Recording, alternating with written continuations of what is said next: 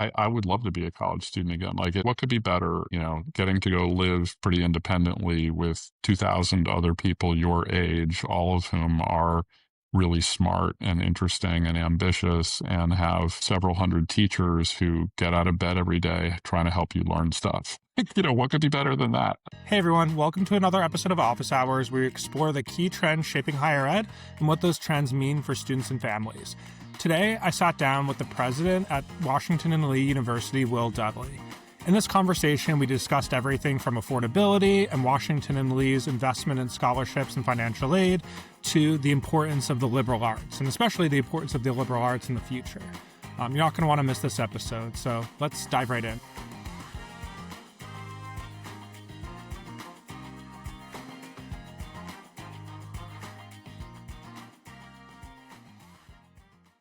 Hey everyone, I'm Will Geiger, co-founder of Scholarships 360, and I'm really excited about today's guest, Dr. Will Dudley, who's the president at Washington and Lee University.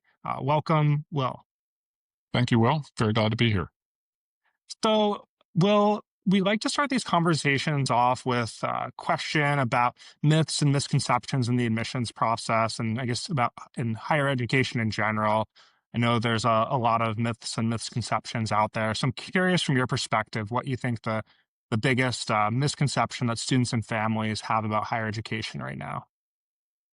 Well, I guess one is that private schools are always more expensive than public schools. That's not always the case, and I think it's really important for families to look beyond the sticker price and understand financial aid, and I think they are often pleased to find that that many high quality private schools are as or sometimes even more affordable than publics. And I guess related to that, I think there's sometimes a misconception that larger schools have more to offer than smaller schools, and I think for undergraduates, it's often actually the inverse, where the schools that are smaller on purpose have more personalized education, more attention from faculty in small classrooms, and a more dedicated attention to undergraduate education. So I encourage families to both really think hard about the size of school that will be best for you, and then also look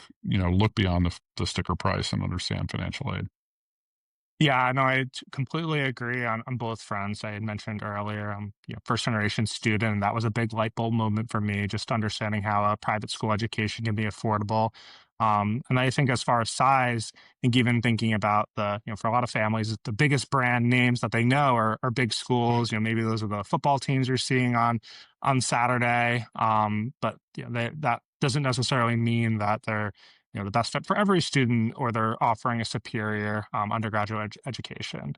Yeah. Um, I know on the affordability front, Washington and Lee has been a really big leader here. I know you launched the Johnson Scholarship Program over a decade ago and committed to need-blind admissions for all students in 2024.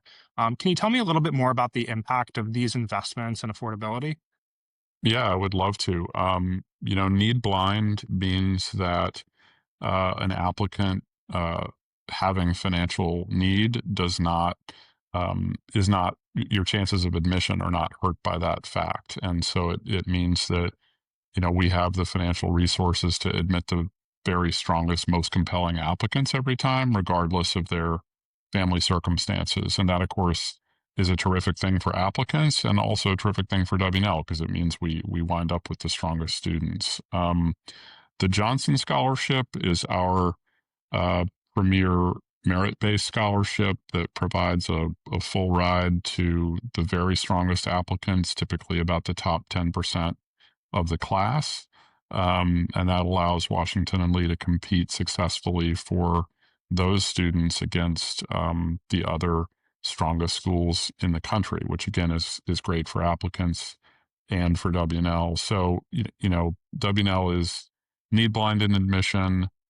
We meet the full demonstrated financial need of every applicant, and we do that without loans. And then we have the Johnson program on top of that. So we were recently recognized by the Princeton Review for having, the top financial aid in the country, and we're really proud of that. Yeah, I think just to underscore just the very rarefied company being both need blind and meeting full demonstrated need without loans. That means students, even students from you know all types of income backgrounds, may be eligible for some really strong financial aid at Washington and Lee. And then, the Johnson Scholarship is kind of a cherry on top where it's, adds a, you know, full cost of attendance scholarship for some of the most qualified students. I'm curious about I know something that we talk a lot about as college counselors and as admissions professionals is the kind of the messy middle income wise. These are middle class families who are really feeling the squeeze of college costs, and kind of curious what advice you would give to families that are in this situation. Yeah, I think I would reiterate what I said at the beginning, which is look beyond the sticker price. I know that the full tuition is a big number and it's well beyond the means of most middle class families, but that doesn't mean that you can't afford to go to the best schools, because the best schools, including Washington and Lee, will offer families in the middle class a lot of financial support. So my advice is go to the financial aid websites of the colleges that you're interested in. And on many of them, including Washington and Lee's, you'll find a financial aid estimator. And, by providing a little bit of information, you can get a pretty accurate estimate of what your family would be expected to pay. And often I think families are pleasantly surprised by that. At Washington Lee, we have something called the W&L Promise. And what that promise amounts to is that any family making up to $150,000 with typical assets will pay no tuition at all. And families below 75,000 in income will pay nothing for tuition or room and board. And if you compare that to public institutions, you'll find that for families in those income ranges, we are less expensive than the publics. And families making substantially more than $150,000 a year will also receive, in many cases, aid, often substantial aid from Washington and Lee. So if you think you can't afford it before you reach that conclusion, go get a good estimate of what it will actually cost. And at WNL, we're also happy to talk to families personally. So if you visit or if you call, our financial aid officers will help you understand how you can afford it. And I really encourage every family to do that. Yeah, I think the net price calculator, that's such a important tool for families in this process. Especially seniors who you might be thinking about colleges right now.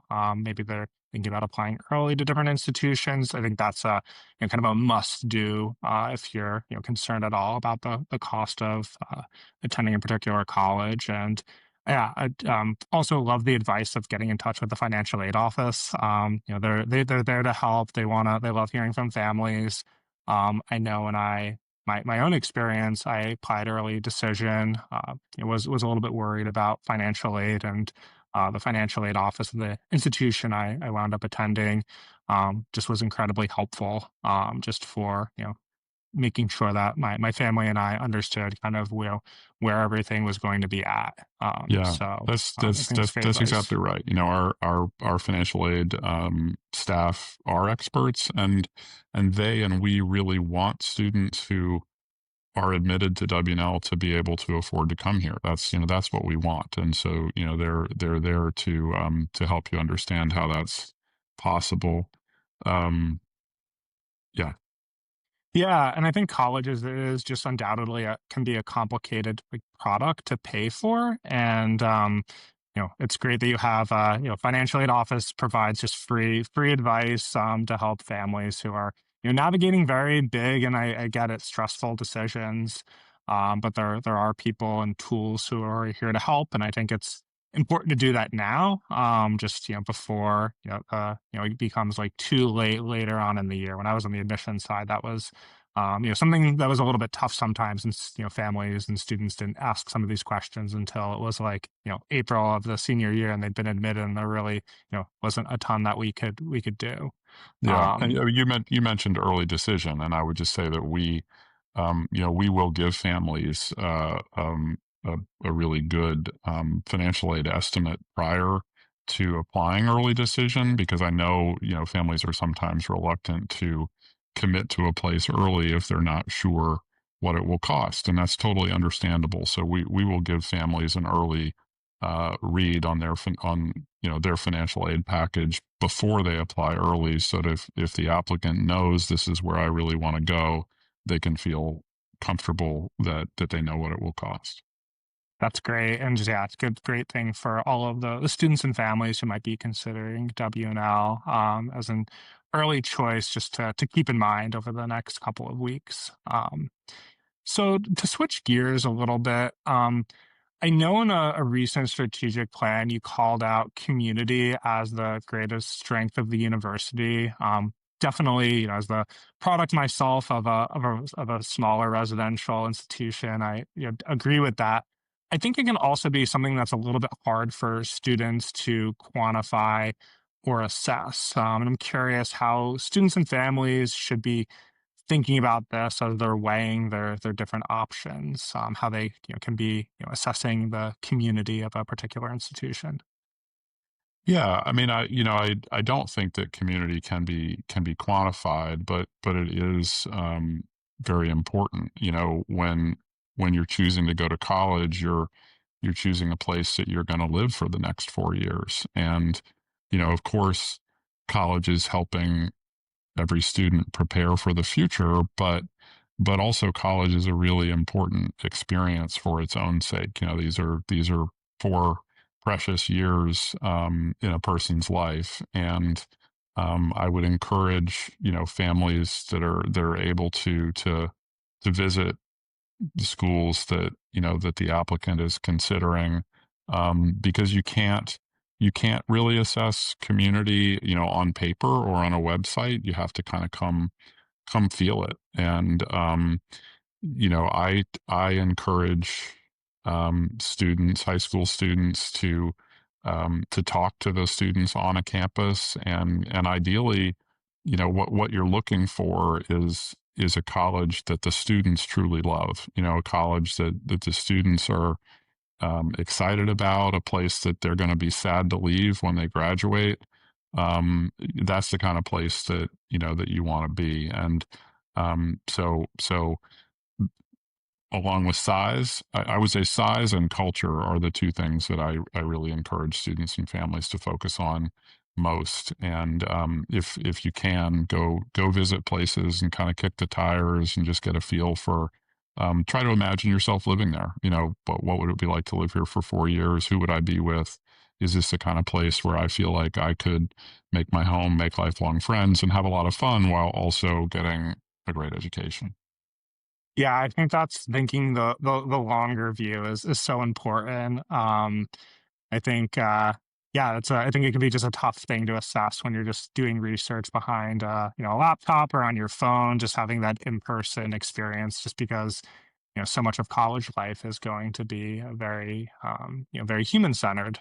Yeah. And just calling out for, I know at WNL and at, many other schools, there, is funding, available, in terms of fly-in programs and different, opportunities for students who might be, from, first generation, low income, et cetera, backgrounds, to visit campus. So, that's something to be aware of. Yeah, Um, I'm glad you mentioned those. We run a couple of fly-in programs so that serious applicants who otherwise wouldn't be able to visit do have that opportunity, and those are very very powerful programs. Yeah, no, and it makes yeah, even if you're, a student from across the country, it can be, you can still get a funded, visit to a college that might be a really really wonderful fit for you. Yeah. So I think that's good advice for the juniors and below, just to kind of keep in mind as you're, going through your admissions process. Yeah, I Um, think, and I would say, my points about size and community are related to each other in that operating at, we operate at a more personal scale, so smaller colleges, the students, they tend to know each other better, but they also, their teachers, their professors know them personally, partly because the classes are small and they know who you are. You're not in an auditorium with a couple hundred people. You're, taking an intro class with 15 or 20 people, and your professors are likely to come see you perform in the theater or listen to your singing group or watch your soccer game. And so it really is a community. We all actually know each other as individual human beings, and I think that's that means that people can feel that, and that's a supportive thing, and it partly it's just enjoyable, but partly it helps people succeed as students because there are a lot of people looking out for them. yeah, no, absolutely. I think that's something that can't be emphasized enough. And even the I guess the sort of self-selected group of professors and faculty at a place like Washington and Lee, they are primarily, they're big interest is mentoring and teaching undergraduates. And I know they're doing some of their own research as well, but so it's not like no research is happening and there will be those opportunities for students, but the primary interest is on that undergraduate student mentorship and teaching, which is really really special and really unique. So Yeah, that's um, that's exactly right. And I mean, our faculty are doing research, but they include, they involve their students in it. And because we don't have graduate students, we don't have PhD programs, we don't have postdocs. All of the students who are working in the labs with our faculty are undergraduates, so they get incredible hands-on experience, mentored by our faculty, which then puts them in a very advantageous position if they're applying to medical school or graduate programs because they've had research opportunities that are hard to get as an undergraduate at bigger places. Yeah, and I'm sure just when it comes to something like a medical school recommendation, just having the, in-depth relationship that's I'm sure going to come through and recommendations Yeah, and all of that. So yeah, that's I think a great great thing to emphasize, just that you'll have wonderful research opportunities as well. yeah. Um, I'm curious, Will, have you read or heard about Jeff Salingo's new book, Dream School, that's been making So the rounds a little bit? I'm aware of it, but I have not had time to read it yet. Tell me about it. Yeah, so I think one of the interesting threads in the book is around this distinction between an infinite goal and a finite goal. So he talks about practical education as a finite goal of getting a job right out of college, and an infinite goal would be more along the lines of a liberal arts kind of lifelong education. Kind of curious how that strikes you. Yeah, I mean that seems I think kind of roughly on target. One of the things I often say that seems to me aligned with that is that liberal arts education is not job training, but it is the best possible professional preparation. So we aren't training you how to do one particular job immediately after you graduate, but we are, helping you develop your full intellectual potential in ways that will make you very successful over the course of a long career in which you are likely to have quite a few different jobs. A great liberal arts education teaches you how to interpret complex information and analyze quantitative data and express yourself, powerfully in speech and in writing. And, those skills are needed in every single profession and every single job that you'll ever have. And that kind of intellectual breadth and flexibility is, I think never been more valuable. So I think that seems to me very much in line with what Solingo is saying. Yeah, I think especially in this, rapidly changing world of work, just the, ability to think critically, to communicate well, to relate to others well will just become more and more important. Um, we recently had on Jeremy Tate, who's the founder of the classical learning test. And Nice. he, remarked that his take was it's going to be so much more beneficial to be a philosophy major than a computer science major, kind of thinking, to the future, which I think is really interesting, an interesting take and framework for just not knowing what the next decades of work are going to look like for students. And no, I think there's a lot of reasons to be really bullish about a liberal arts education as a way of setting students up for you know a changing future where we don't really know what to expect. Yeah, I think that's exactly right. As a philosopher myself, I'll take the shout out for philosophy. But I actually think in some ways what you major in is not the most important thing. I think people, they overestimate the correlation between somebody's major and their first job, and the correlation between somebody's first job and what the rest of their life and their career is going to look like. I mean, of course there's some connections there, but it's not nearly as strong as people think. And all of the data shows that liberal arts education has a high financial return, and you can see the lives of the alumni who've been uh, educated at great liberal arts institutions, and they've had extraordinary success in every professional realm. So I think people get a little um, too focused on the choice of a major. I tell students, look, major in the thing that is most deeply interesting to you, because partly because you will enjoy it most, and education is supposed to be enjoyable. You're supposed to be pursuing it because you're truly curious.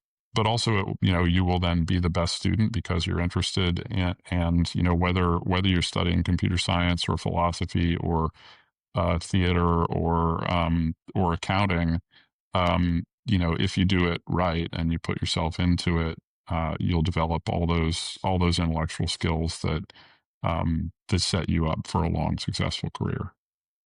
Yeah, no, I think that, I mean, yeah, definitely, agree with that. And my experience as a history major, I worked in college admissions, then school counseling, and now I'm a co-founder of a company. So we're getting to learn a lot of things like now that definitely never would have learned in college, just because some of the things didn't even exist. And then Right. even some of the things I've learned, they, probably won't matter anymore in a few years. So it's, yeah, appreciated it being a history major, the thinking about change over time and, the importance of communication. That has been a big help for me in my career. Yeah. Yeah. Absolutely. Um, I understand that you teach a class on mission statements. Curious what can you tell me a little bit about that? I thought that was really interesting. Yeah, well, I teach. So I am a philosopher by background, and as the president at Washington and Lee, I've continued to teach one course a year here, and it's always in a version of the philosophy of education. And the one I have done most often focuses in particular on the Washington and Lee mission statement. So, we're really thinking about what is a liberal arts education. What are we as a you know as an institution? What are we trying to accomplish? What are we trying to provide for our students, and what kind of lives are we trying to prepare them for? And that's what our mission statement speaks to. And so it's a philosophy class, and we really examine every word in the mission statement. What are the intellectual virtues and the virtues of character that we're trying to help students develop, and what kinds of lives do we think they'll be prepared to lead as a consequence. So I have a great time doing that. I think the students enjoy it. It gives them an opportunity to reflect critically on why they're here and what they hope to get out of it, and to think about the choices they're making, which classes they're choosing to take, and which things how they're choosing to spend their time outside the classroom, and whether all of that is how they can make the most of 4 really precious years in college. Oh, that's so fascinating. I'm curious as you think about the Washington and Lee mission statement, just in the context of this, shifting higher ed, workforce landscape. What is the, I guess, balance of staying true to this mission and the kind of reality of the world also changing. And I guess, yeah, how do you see those how those two things relate to one another? Well, I mean, I guess I truly believe that liberal arts education is timeless. It's thousands of years old because it's responsive to deep human needs. It's responsive to our curiosity about the natural world and about the human species and about what it means to live well as a human being. And those questions are not they're not ever going to go away. And so I think liberal arts education is fundamentally human, and as a bonus, as we've been saying, it also prepares you really well to succeed in a professional landscape that's always changing.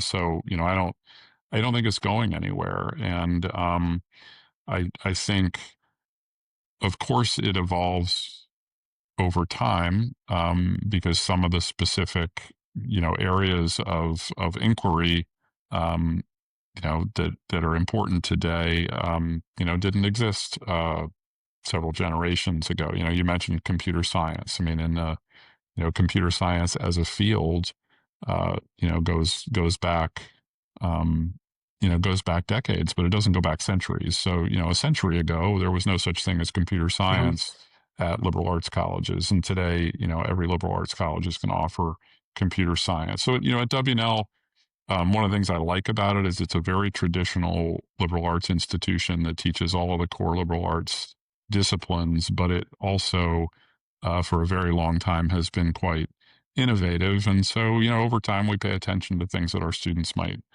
benefit from having available. Examples, in the time I've been here, we've added minors in data science and in entrepreneurship and in law, justice, and society, and all of those are very popular with students. And so that's responsive to the 21st century, but it augments the core of what we're always doing.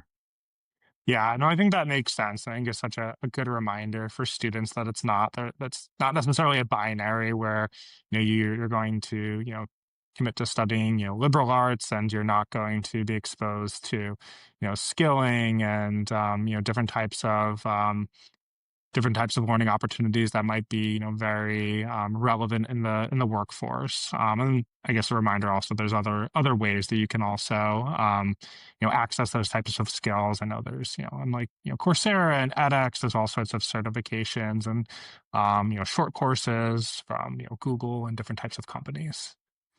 Yeah, I think I mean, look, those can be really useful. It's, there's a lot of,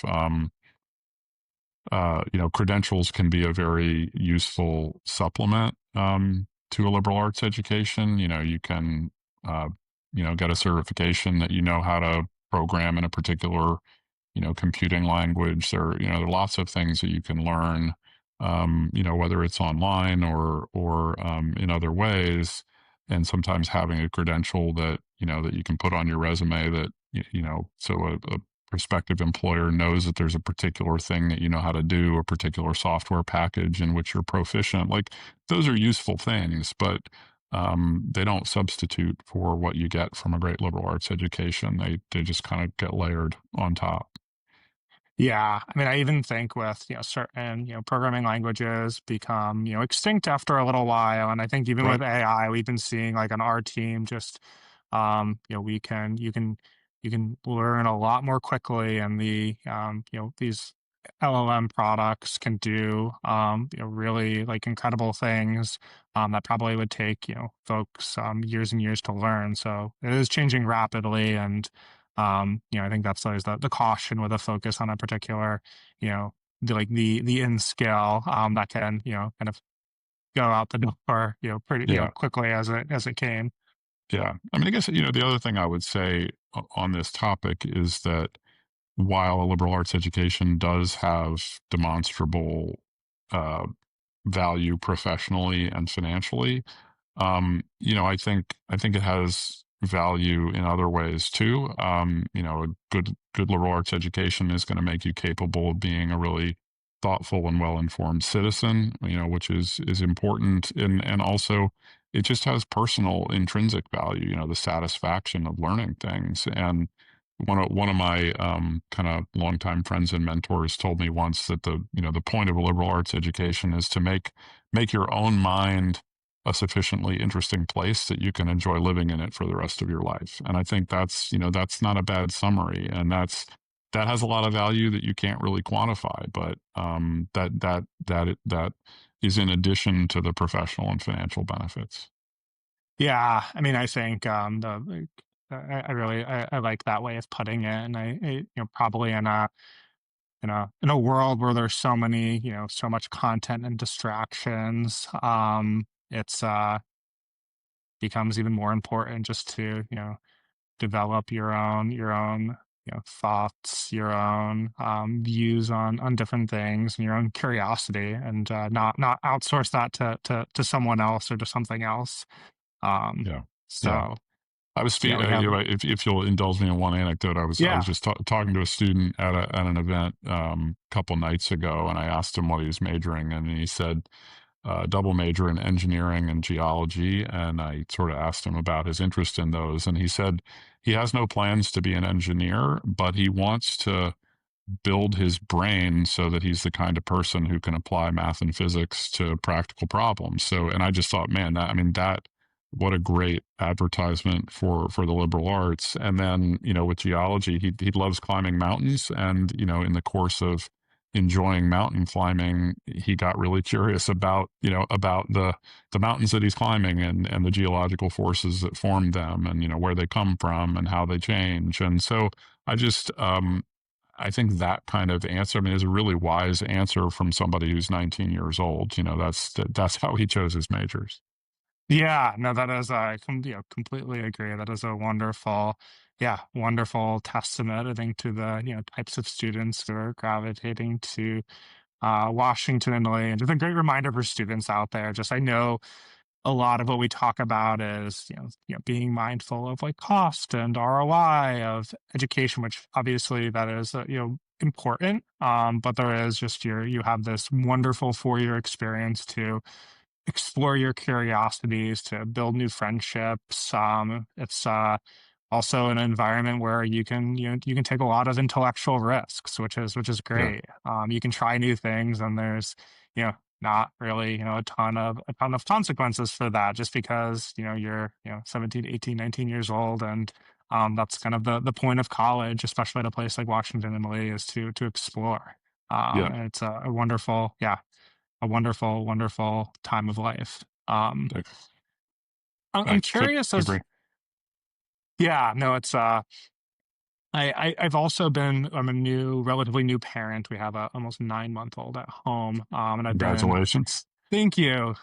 So as a former college counselor, just I was set up dutifully set up her 529 account, and have been thinking about just what her college experience might be like a couple decades from now. And I'm curious to, I guess, zoom this back into Washington and Lee, and like where you see Washington and Lee maybe 15, 20 years from now. Like maybe we're visiting as a family for her Yeah. as a college that she's applying to. Yeah. Where do you see the university? Well, I confess to not being, I don't have any special ability to see the future. But for the reasons I've said, I don't think liberal arts education is going anywhere, and that's reflected in the demand for it. We at WNL, we're seeing record applications. We have 9,000 applications a year for 480 spots in the freshman class, and you see um, similar numbers of applications at the other strongest schools. And that just reflects the the powerful demand for the opportunities that we're providing. And so I think that market signal tells you how much people want to do the thing that we provide. And as I said, I think that's deeply human and not going away. Schools need to have the financial security to be able to continue offering it. Washington Lee certainly does, and others do too. There are other schools that are in more precarious circumstances, but I think 15, 20 years from now, you're going to see the strongest schools, including Washington and Lee, in most ways looking very similar to the way we do now. Another signal that sort of supports that view during COVID, in the spring of 2020, we had to send everybody home with almost no notice. That was a terrible moment. I hated doing that to college students, who didn't. You only get to go to college once. My own kids happened to be in college at that time, and I was heartbroken for them, because they really got cheated out of something that I think is so special. Um, and so we worked very hard that summer of 2020 to figure out how can we invite students back to campus safely in the fall. Um, and we gave our students a choice. You can take all your classes online in the fall of 2020, or you can come back to campus in Lexington, and it won't operate the way you're used to it operating. We're going to be masked and distanced, and all these other things. But if you want to, you can come here. We had no idea how many would come or how many would stay home and do it online. It turned out that something like 96 or Wow. 97% of the students came here, and they wanted to be together so badly. They wanted to be close to their professors, even if it wasn't exactly the same way. And I just, again, like that's what people want. And, I think they're going to want it 10 and 20 years from now. Of course, we and other schools are evolving. And so, our students do lots of study abroad programs, and I'm sure those will continue to flourish. And of course, as, technology evolves, we now know how to do, certain kinds of teaching using online tools. I mean, our students have told us loud and clear that basically they don't want online education. They want to be in classrooms with our teachers, but, our teachers are going to continue learning how to use all of the, the latest tools, including AI. And so I'm sure the particular techniques will evolve, but the fundamentals, I think, will look basically the same. Yeah, no, I think when we look at a lot of the just the surveys and sentiment from young people, like loneliness and people feeling isolated, I think it's in-person residential college experience is a great antidote for that, and something I imagine will be coming, continue to be more and more appreciated and important for students and for families. Yeah, I mean, Um, I don't know. Like, I would love to be a college student again. Like, from where I sit, like, what could be better, than getting to go live pretty independently with, you know, 2,000 other people your age, all of whom are really smart and interesting and ambitious and have, several hundred teachers who get out of bed every day trying to help you learn stuff. What could be better than yeah, that? yeah. you know? Yeah, no, for Uh, and if you're a college student or senior, try to enjoy it, enjoy this yes, process. yes. Um, yeah, I'm curious. My last question, as always, and I think that's certainly one piece of advice. But any other advice for if you're a high school senior or a parent of a high school senior, thick of their college search right now, what advice do you have? Yeah, and I do, I speak to high school seniors and their parents first, and I've been through it as a parent. My kids are now out of college, but it wasn't that long ago, and so I remember it, right? And it can feel overwhelming and stressful. So partly just take a deep breath. I would encourage the students to try to enjoy their senior year of high school. You only get to do that once too, right? So don't spend your Hmm. whole senior year you know, focused on the future, make the most of your final year in your high school. But then when you are thinking about college, as I've said, focus on size. What kind of size school will be best for you? Focus on culture. what are the differences that you can perceive between the places you're interested in, and try to find a place that's, sort of the right size and the right fit. Visit, visit a handful of places if you can. And then I guess lastly, don't get too fixated on a single school. I mean, I know that, we fall in love with places, and but one of the great things about American higher education is that there are so many good options of so many different kinds. And wherever you land as a student, you will have a lot of opportunities, and make the most of those. And so I think often it's tempting to sort of think I have to get into this one school, or my life is over, and that's just not true. And so try to come up with a handful of schools, any of which could be really good for you, and then just make the most of it. I think that's perfect advice to end on, Will. Well, thank you so much for joining us today. This has been such a great conversation. I'm really excited to share this with our community. Really, really appreciate the time. Well, I appreciate the opportunity. I love talking about liberal arts education in Washington and Lee. So thank you, Will. Have a great day. Thanks. All right. You too. Thanks. Thanks everyone for tuning to another episode of Office Hours with Will Geiger. If you're a student or parent, don't forget to check out app.scholarships360.org, where you can sign up for our free scholarship matching platform. For colleges, we've got solutions to make your work easier, which you can check out at connect.scholarships360.org. And one last thing, if you or someone you know would make a great guest on the show, I'd love to hear from you. You can always reach me by email or on LinkedIn. Until next time, thanks again for listening.